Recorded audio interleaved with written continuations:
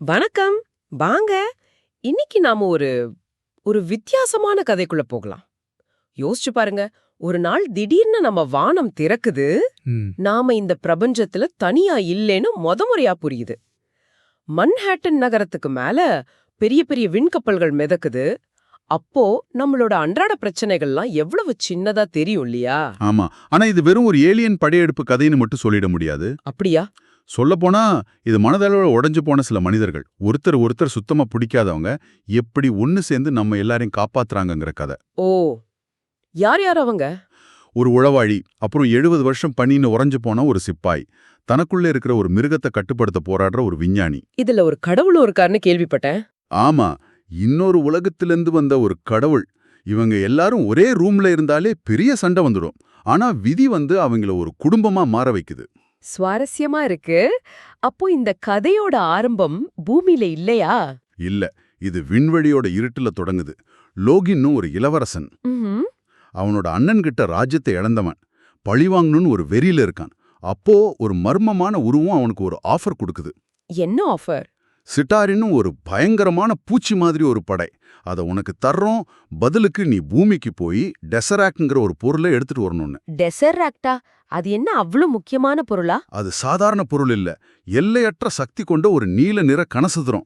சொல்லப்போனா பிரபஞ்சத்துல எங்க வேணாலும் வாசலை திறக்கக்கூடிய ஒரு சாவி. ஐயோ, அந்த சாவி தப்பான ஆள் கைக்கு போனா? அதுதான் பிரச்சனையே. அந்த ஒப்பந்தத்தை ஏத்துக்கிட்டு லோகி பூமிக்கு வர்றான். இங்கதான் கதை ஆரம்பிக்குது. பூமியில ஒரு ரகசிய ஆராய்ச்சி மையத்துல நிக் ஃபியூரிங்கிற ஒரு தலைவர். ஆமா, அவரும் டாக்டர் எரிக் செல்விக்கும் சேர்ந்து அந்த டெசராக்ட ஆராய்ச்சி செஞ்சிட்டு இருக்காங்க. திடீர்னு அது ஒரு மாதிரி வித்தியாசமா செயல்பட ஆரம்பிக்குது. அது வெறும் ஆற்றலை வெளியிடல. அது விழிச்சுக்குது. கரெக்ட். அப்போதான் அந்த அத்துமீறல் நடக்குது. அந்த டெசராக்ட்ல இருந்து ஒரு ஒளிக்கற்ற வருது, ஒரு வாசல் திறக்குது. ஆமா, அதுக்குள்ள இருந்து லோகி ஒரு வெற்றியாளன் மாதிரி வெளியே வர்றான். அவன் முகத்துல ஒரு விதமான குரூரமான அமைதி இருக்கு. அவன் அங்க இருக்கிற வீரர்களை சும்மா கொல்லல. அவனோட உண்மையான ஆயுதம் வேற. ஆமா, ஷீல்டோட மிக திறமையான வீரல் கிளின்ட் பார்டன், அதாவது ஹாக்காய். அவரோட நெஞ்சில தன்னோட செங்கோலால லோகி லேசா தொடுறான். உடனே பார்ட்டனோட கண்கள் கருப்பா மாறி அப்புறம் ஒரு விதமான உயிரில்லாத நீல நிறத்துக்கு மாறுது. அப்பா! இங்கேதான் நம்ம கதையோட முதல் உணர்ச்சிபூர்வமான தருணத்தை உணர்றோம். தூய பயம். இது ஒருத்தரோட மனச, அவரோட சுயத்தை முழுசா மாத்துறது. அவரோட விசுவாசம் நொடியில மாற்றப்படுது. கரெக்ட். அவன் இப்போ ஒரு ஜாம்பி இல்ல. அவன் இன்னும் கூர்மையானவன், அபாயகரமானவன். ஆனா அவனோட எஜமானன் இப்போ லோகி.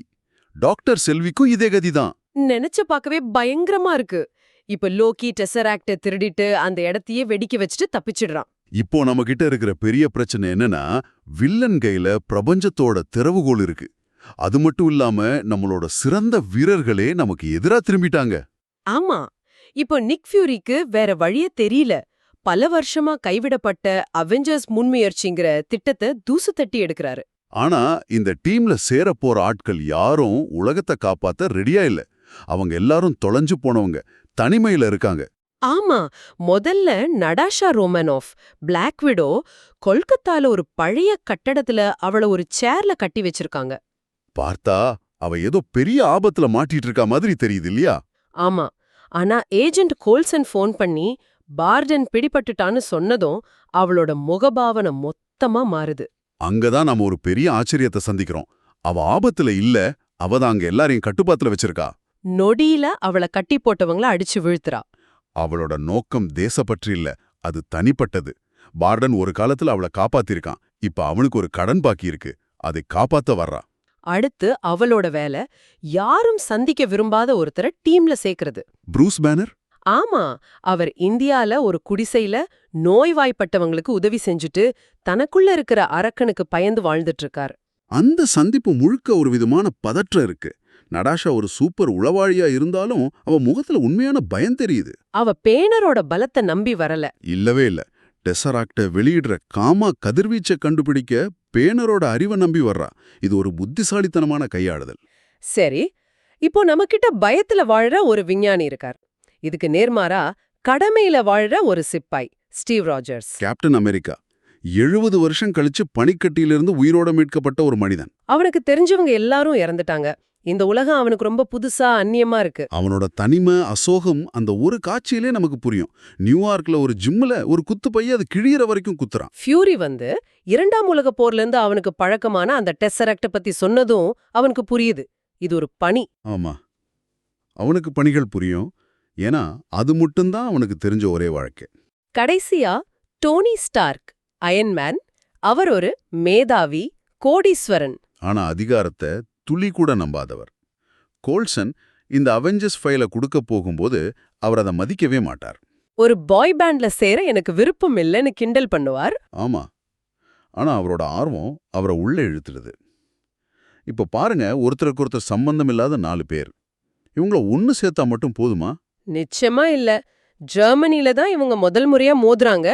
லோகி அங்க ஒரு பெரிய கூட்டத்தை மண்டியிட வச்சு, சுதந்திரங்கிறது வாழ்க்கையோட மிகப்பெரிய பொய், நீங்க எல்லாரும் ஆளப்படுவதற்காக பிறந்தவர்கள்னு ஒரு சர்வாதிகாரி மாதிரி பேசுறான். அப்போ ஒரு வயசானவர் மட்டும் தைரியமா எழுந்து நிக்கிறார். ஆமா, உன்ன மாதிரி ஆட்கள் முன்னாடி நான் மண்டியிட மாட்டேன்னு சொல்றார்.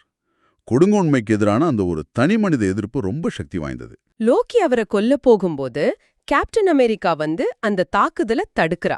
அந்த சண்டை நடந்துகிட்டு இருக்கும்போதே ஏசிடிசி பாட்டோட அயன்மேன் வந்து லோக்கிய தாக்குறான். ஆனா லோக்கி ரொம்ப ஈஸியா சரண்டர் ஆயிடுறான் இல்லையா?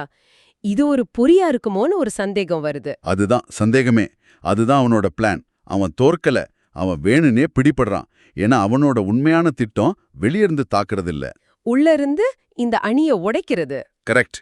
அதுக்காக தான் அவன் ஷீல்டோட பறக்கும் கோட்டையான ஹெலிகாரியருக்குள்ள போக விரும்புறான். ஆனா அதுக்கு முன்னாடி இன்னொரு பெரிய சண்டை நடக்குது. அவங்க லோக்கிய விமானத்துல கூட்டிட்டு போகும்போது வானத்துல புயல் மின்னல். திடீர்னு தோர் வந்து விமானத்தோட கதவை பிச்சிட்டு லோக்கிய தூக்கிட்டு போயிடுறான். தோரோட நோக்கம் வேறயா? ஆமா, இது அவனுக்கு ஒரு குடும்ப பிரச்சனை. தம்பி பண்ண தப்ப சரி செய்யணும்னு நினைக்கிறான். ஆனா ஸ்டார்க்கும் கேப்டனும் இதை ஏத்துக்கல. 3 பேரும் ஒரு காட்டுல பயங்கரமா மோதிக்கிறாங்க. அது வெறும் பல பரீட்சை இல்ல, அது ஈகோக்களின் மோதல். கடைசியா ஒரு வழியா சண்டையை நிறுத்தி லோக்கிய ஹெலிகாரியருக்கு கொண்டு வராங்க. அங்க ஹல்க அடைச்சு வைக்கிறதுக்காகவே வடிவமைக்கப்பட்ட ஒரு கண்ணாடி கூண்டுல லோக்கிய அடைக்கிறாங்க. ஆனா கூண்டுக்குள்ள இருந்தபடியே லோக்கி ஜெயிக்கிறான். அவன் வார்த்தைகளாலேயே அணிய உடைக்கிறான். ஸ்டார்க் வந்து ஃபியூரிய நம்பாம ஷீல்டோட கம்ப்யூட்டரை ஹேக் பண்றான். ரோஜர்ஸ் ஃபியூரி ஏதோ மறைக்கிறான்னு அவரை வேவு பார்க்கறான்.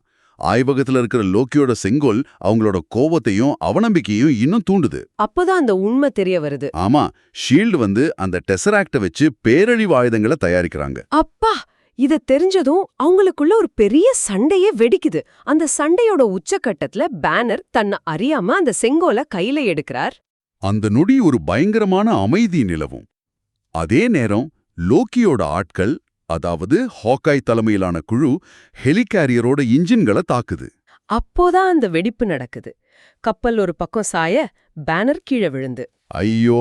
அவரோட கண்ட்ரோல் போயிடுச்சு அந்த கப்பலுக்குள்ள. ஹல்க்! அந்த காட்சி ஒரு திகில் படம் மாதிரி மாறுது. பிளாக் விடோ ஹல்கோட கீழ்த்தலங்கள்ல மாட்டிக்கிறா. அவளோட முகத்துல நம்ம பாக்குறது தூய பயம். தோர் ஹல்கை எதிர்த்து சண்டை போடுறான். ஆனா ஹல்குங்கிறது தடுத்து நிறுத்த முடியாத கோபம். இந்த குழப்பத்தை பயன்படுத்தி லோக்கி தப்பிக்கிறான். ஆமா, அவன் தோரை ஏமாத்தி அதே கண்ணாடி கூண்டுல சிறைப்பிடிச்சு 30,000 அடி உயரத்திலிருந்து கீழே தள்ளிடுறான். அவனை தடுக்க முயற்சி பண்ண ஏஜென்ட் கோல்சன ஈட்டியால குத்தி கொன்னுடுறான். இதுதான் கதையோட மிக தாழ்வான புள்ளி. ஒரு முழுமையான அதிர்ச்சியும் சோகமும் எல்லாரையும் ஆட்கொள்ளுது. ஆமா, கோல்சன் இறந்துட்டா, லோகி தப்பிச்சிட்டான், ஹல்க் எங்க போனான்னு தெரியல. அணி மொத்தமா சிதறி தோத்துக்கோய் நிக்குது. தோல்வியோட வலி எல்லார் முகத்திலயும் தெரியுது. ஆனா நிக் ஃபியூரி ஒரு தந்திரசாலி. அவன் இந்த துக்கத்தையே ஒரு ஆயுதமா மாத்துறான். கோல்சனோட ரத்தக்கரை படைஞ்ச அட்டைகள் எடுத்து டேபிள் மேல போட்டு, கோல்சன் உங்களை நம்பி செத்து போனான்னு அவங்க மனசாட்சியை தூண்டுறான். அவெஞ்சர்ஸுங்கிற இந்த யோசனையோட நோக்கமே நம்ம போராட முடியாத போர்களில் போராட ஒரு குழுவை உருவாக்குறது தான் விளக்குறான். அது வேலை செய்யுது. ஸ்டார்க் லோகியோட திட்டம் என்னன்னு கண்டுபிடிக்கிறான். லோகி ஒரு பகாட்டவன். அவனுக்கு பார்வையாளர்கள் தேவை. அவன் நியூயார்க்ல இருக்கிற ஸ்டார்க் டவர்ல இருந்து தான் அந்த வாசலை திறப்பான். எல்லாருக்கும் அவங்க செய்ய வேண்டியது என்னன்னு புரியுது. அணி மன்ஹாட்டனுக்கு விரையுது. ஆனா காலம் கடந்துடுச்சு. அவங்க போறதுக்குள்ள ஸ்டார்க் டவரோட உச்சியில டாக்டர் செல்விக் அந்த டெசராக்ட வச்சு வானத்துல ஒரு பெரிய வாசலை திறந்துடுறார். படையெடுப்பு தொடங்குது. சிட்டாரி வீரர்கள் கூட்டம் கூட்டமா வராங்க. அது மட்டும் இல்லாம லிவ்யா தென்னு பேரு கொண்ட ராட்சத கவச உயிரினங்களும் வருது. தெருக்கள்ல ஒரு முழுமையான குழப்பம். அணி திணறுது. இனிமே ஜெயிக்கவே முடியாதுன்னு ஒரு நிலைமை உருவாகுது. அப்போதான் அப்போதான் கதை முழுக்க நாம யாருக்காக காத்திருந்தோமோ அந்த தருணம் வருது. ப்ரூஸ் பேனர் ஒரு சின்ன மோட்டார் சைக்கிள்ல வராரு. ஒரு பெரிய லெவியாதன் அவங்கள நோக்கி வரும்போது கேப்டன், டாக்டர், நீங்க கோவப்பட இது ஒரு நல்ல நேரமா இருக்கலாம்னு சொல்றாரு. அதுக்கு பேனர் ரொம்ப அமைதியா, அதுதான் என் ரகசியம் கேப்டன், நான் எப்போதுமே கோவமாகத்தான் இருக்கிறேன்னு சொல்றார். அப்பா, அந்த ஒரு வரி அவரோட முழு போராட்டத்தையும் மறுவரையறை செஞ்சிடுச்சு. அவர் இனிமேல் அரக்கனை கட்டுப்படுத்த முயற்சிக்கல, அதை பயன்படுத்த போறார். அடுத்த நொடி ஹல்கா மாறி அந்த லிவியாதான ஒரே குத்துல வீழ்த்துறார். அதுக்கப்புறம் வர்றதுதான் அந்த புகழ்பெற்ற காட்சி. கேமரா 6 பேரையும் சுத்தி வருது. அயன்மேன், ஹல்க், தார், கேப்டன், பிளாக் விடோ, ஹாக்காய் எல்லாரும் ஒரு வட்டமா ஒருத்தருக்கு ஒருத்தர் முதுக காத்து நிக்கிறாங்க. அவெஞ்சர்ஸ் இறுதியாக ஒன்று கூடி விட்டனர். அந்த போர்க்களத்தோட நடுவுலயும் ஒரு விதமான மகிழ்ச்சி பரவுது. ஏன்னா அவங்க இனிமே தனித்தனியா இல்ல. கரெக்ட். தலைமை பண்பு தானாவே வெளிப்படுது. கேப்டன் பொறுப்பேற்று ஒவ்வொருத்தருக்கும் உத்தரவு போடுறார். அவங்க ஒரு உண்மையான அணியா செயல்பட ஆரம்பிக்கிறாங்க. ஆனா எதிரிகளோட எண்ணிக்கை குறையவே இல்ல. அப்பதான் உலக பாதுகாப்பு குழு ஒரு கொடூரமான முடிவு எடுக்குது. மேன்ஹாட்டன் மேல அணு ஆயுத தாக்குதல் நடத்த. இது ஒரு கொடூரமான கணக்கு. லட்சக்கணக்கான மக்களை காப்பாத்த இன்னும் சில லட்சக்கணக்கான மக்களை தியாகம் செய்யறது. அப்போதான் அந்த நம்ப முடியாத விஷயம் நடக்குது. கேப்டனால நீ தியாகம் செய்யவே மாட்டேன்னு விமர்சிக்கப்பட்ட டோனி ஸ்டார்க் அந்த ஏவுகணைய தேடி மறிக்கிறான். அது ஒரு வழிப்பயணம்னு அவனோட சூட் எச்சரிக்குது. ஆமா, அந்த ஏவுகணைய தூக்கிக்கிட்டு நேரா அந்த ஏலியன் வாசல் வழியா பறக்கறான். அந்த விண்வெளியின் இருட்டுல நிலவுற அமைதி ரொம்ப கனமானது. அவன் சிட்டாரி தாய் கப்பலை பாக்குறான். ஏவுகணைய அதனுள் செலுத்துறான். அது வெடிச்சு சிதறுது. பூமியில இருக்கிற மொத்த சிட்டாரி படையும் செயலிழந்து விழுது. ஆனா ஸ்டார்க்கோட சூட் செயலிழந்து போகுது. அவன் உயிரற்றவனா மூடப்பட்டு வர வாசலை நோக்கி விழுகிறான். அவன் அந்த பக்கம் மாட்டிக்கிட்டான்னு எல்லாரும் நினைக்கிறாங்க. ஒரு நொடி அவன் இறந்துட்டான்னு நாம நம்புறோம். ஆமா, கடைசி வினாடியில அவன் வாசல் வழியா பூமிக்குள்ள விழ ஹல்க் அவன ஹவால பிடிக்குது. அவன் மூச்சு விடல.